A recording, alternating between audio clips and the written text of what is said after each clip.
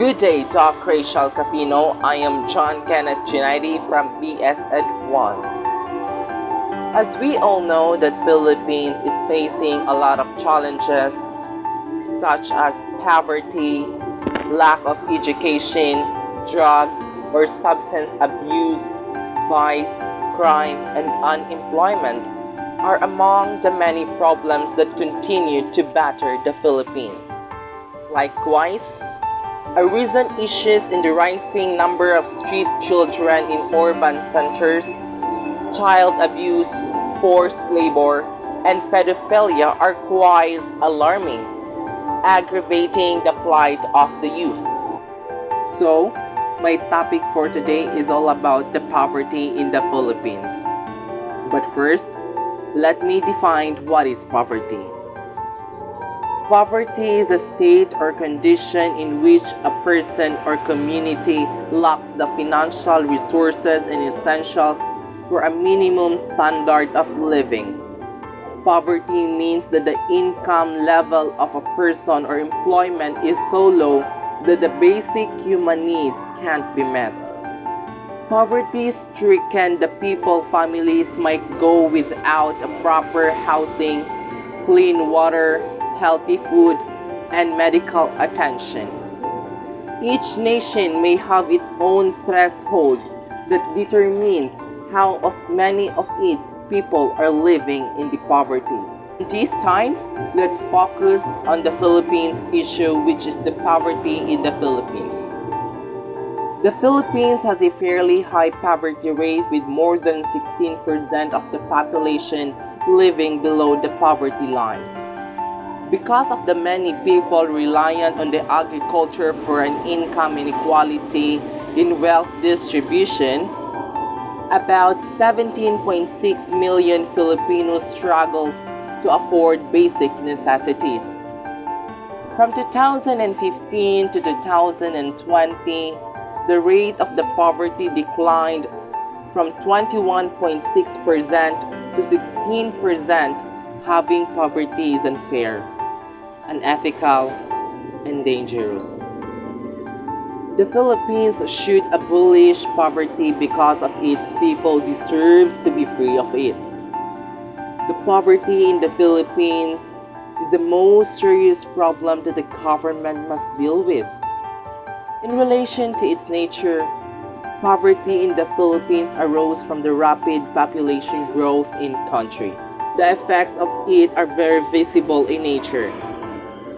Poverty causes many Filipinos to not pursue their education. Others seem to be contented of their lives as poor. And many parents cannot afford to send their children in schools because of the financial problem. But the majority people who are affected in this kind of situation are those people who live in the mountain areas, because some of them live in the miles away from the school. Furthermore, the government implemented various programs and reforms to reduce poverty by targeting education, healthcare, and overall economy. Here are the 5 ways program combating the poverty in the Philippines. The first program is greater access to education.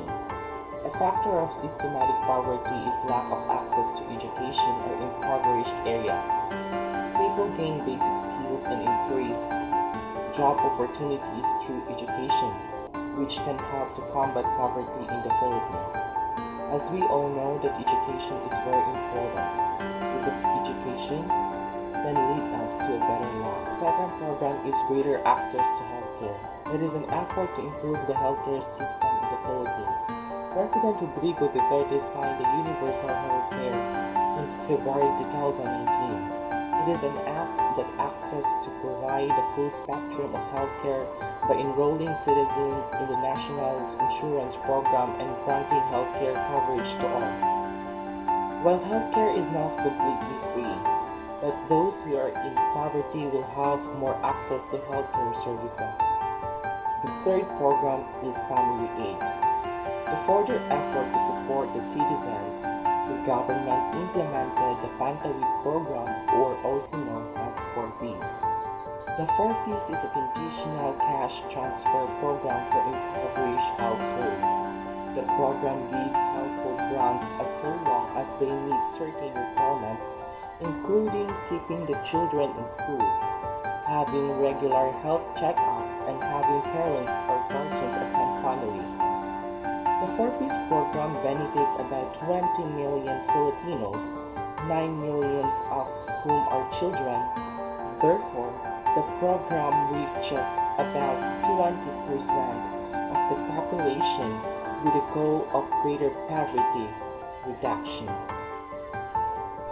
The fourth program is economic improvement, with the goal of reducing the poverty in the Philippines is by strengthening the economics. Our President Rodrigo Duterte signed the ratification law in 2019 on February, amending the Agricultural Tariffication Act of 1996. The law places a 35% tariff on imported rice with the goal of prioritizing local rice production for the population by stabilizing the supply. And last but not least program is Build. Additionally, the Duterte's administration created the Build Infrastructure Plan in 2017. The initial goal of the program was to complete 75 projects, but Duterte revised the plan instead of targeting finishing 100 projects. Some projects include new public transportation and airports renovations. The government has put about 34% of the projects into action and expecting to complete 56% by 2022. By 2019, the government had completed the initial 75 projects with a build as a strategy to aid the country in recovering from COVID-19 pandemic. The government's hope is that combating the effects of the pandemic by improving the country's infrastructure will stimulate the economy and create more jobs. However, the program has received criticisms due to its low execution as a result of underspending. And that's all for today. Again, my name is Junaidie from BSED-1.